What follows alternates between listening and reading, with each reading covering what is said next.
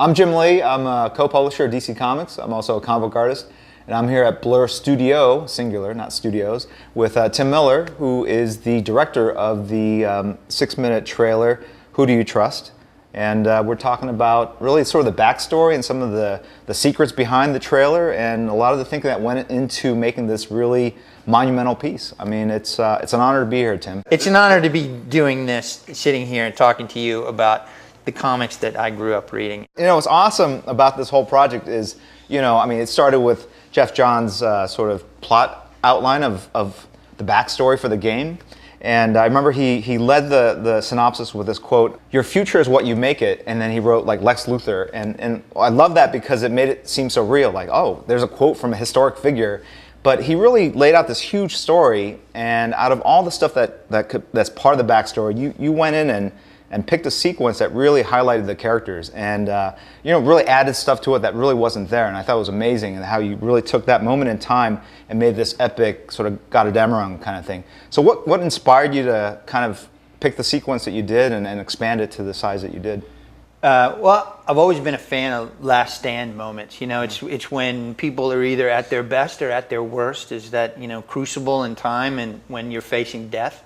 And Jeff's comment there, he had a little piece in the story about the last battle of the superheroes and they all die. And I thought, just as a fan, that's the moment I want to see.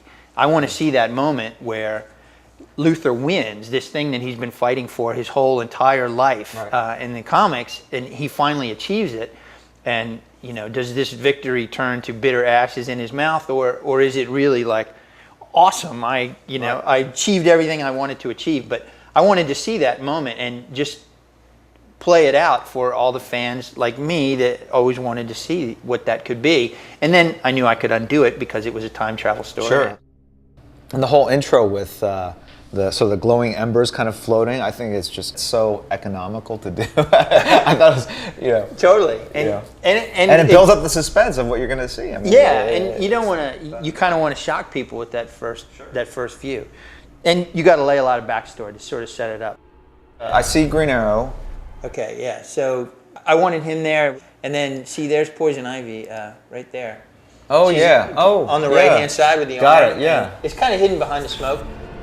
I think originally I had Wonder Woman was fighting Solomon Grundy in this first one, and then we thought because of ESRB issues, sure, you can get, we can do a robot, more, yeah, because we like can a battle droid. We can get a little more violent. Yeah. So this is Metallo. Oh, also just one more thing on Metallo before, it's kind of hard to see, but she cuts his arm off and then stabs him in the back. And we had quite a debate there with ESRB about saying, no, really, it's a robot. And then you see, this was originally a giant green fist. Right. And it just looked a little silly, so we changed it to ball of lantern energy.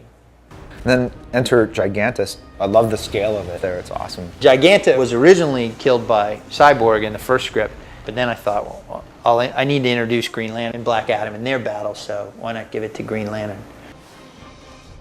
And then we get our first look at Batman. And I wanted to do Batman as sort of the general on the battlefield, and that was his whole thing. Everybody loves to see Batman fight, but he's also this master strategist, so I thought, you know, it would make sense for him to be in charge of the battle, not Superman. So the remnants of the Daily Planet. Lex is actually fighting on top of the Daily Planet building. I'm not sure if people pick it up. That twisted metal behind him is actually the globe from the Daily Planet. I like the idea of Deathstroke just... he's just like walking around. The stakes are higher. These guys, you know, it is the last battle and everything, but for Deathstroke, this is what he's used to.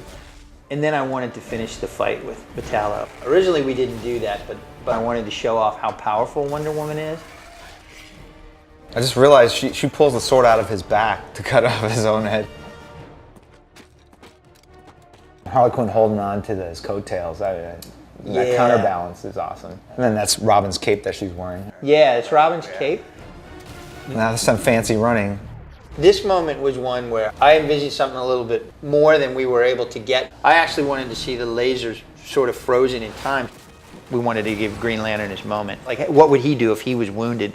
And so we had him bind his wounds, and like his arm was broken and he was kind of holding it together with lantern energy. Just loved how Deathstroke sort of skid along the ground as he falls.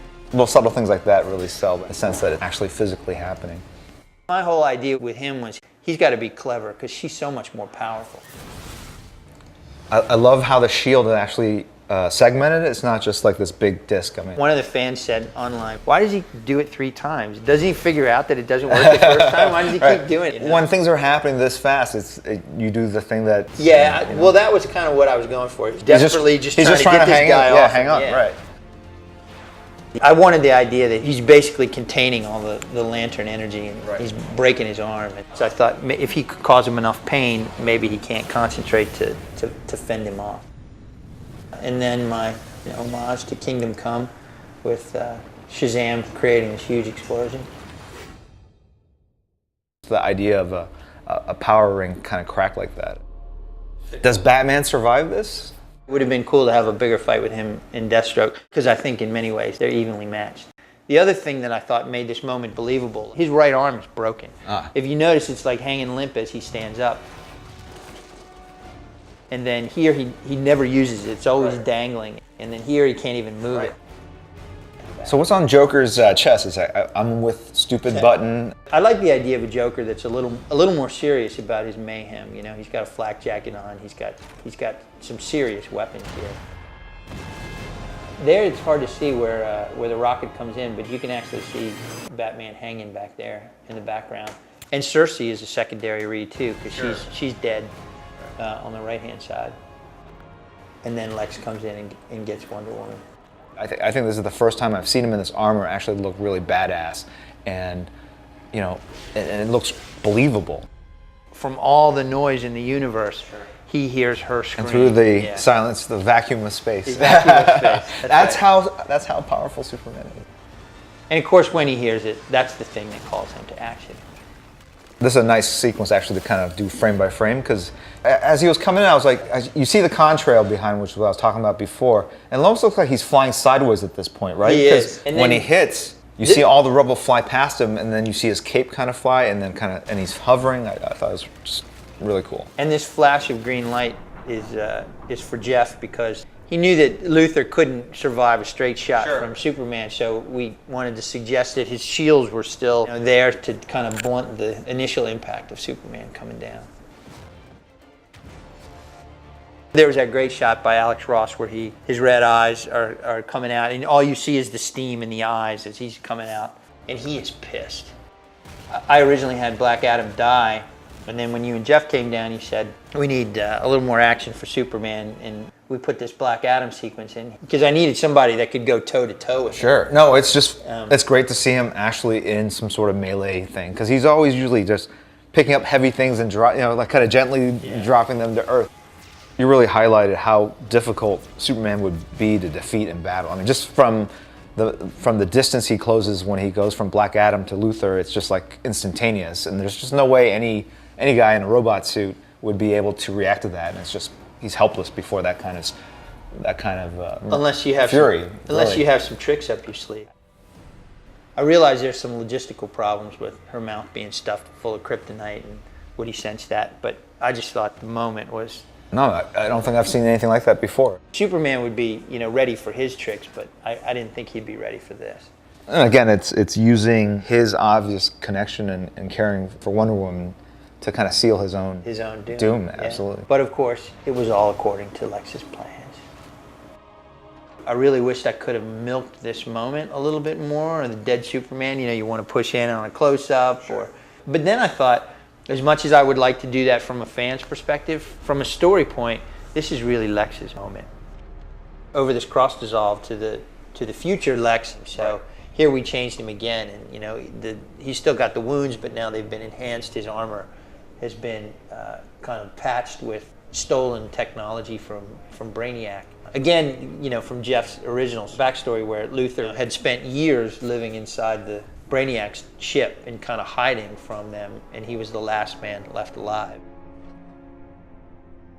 The challenge with this long shot here, I try and show Luthor as both the penitent and humble, because he realizes he's made all these mistakes, but he's also arrogant still, and try and find that balance between arrogance and I have to fix a mistake I made.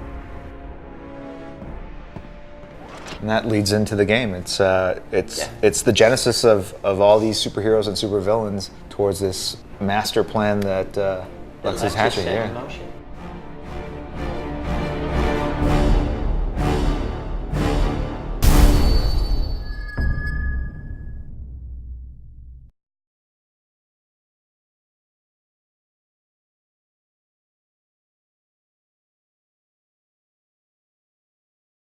Sony.